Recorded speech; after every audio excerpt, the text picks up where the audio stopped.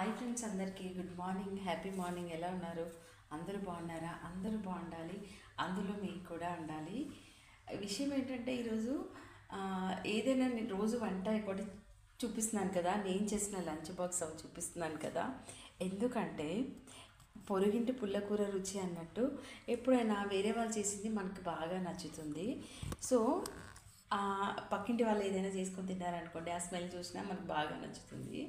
So అందుకని నేనే చేసిన ఐటెం ఏదైనా మీకు నచ్చితే మీకు కూడా తినాలనిపిస్తుంది, చేసుకొని తింటారు. సో అందుకని చెప్పేసి పెడతా అనమాట.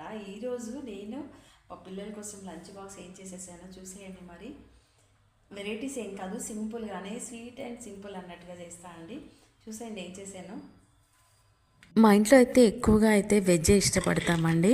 నాన్ వెజ్ అయితే చాలా తక్కువ అనమాట. ఎగ్ అయితే ఇంకా అస్సలే ఇష్టం ఉండదు, నాకు అసలు స్మెల్ ఎట్లానో అనిపిస్తుంది.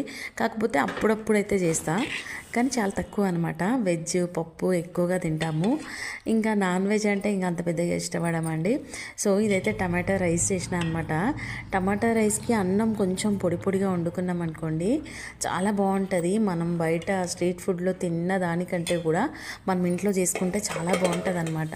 దానికి మిరియాల ఫ్లేవర్ అదంతా చాలా బాగుంటుంది. నేను ఎక్కువగా స్నాక్స్ విషయంలో అయితే ట్రెడిషనల్ ఫుడ్నే ఇష్టపడతా అండి. ఇవైతే శనగలు నైట్ నానబెట్టి మార్నింగ్ బాయిల్ చేసేసి కొంచెం పోపు వేస్తే బాగుంటుంది కాబట్టి పోపు వేసాను అనమాట. ఈ వీడియో నచ్చితే తప్పకుండా లైక్ చేయండి.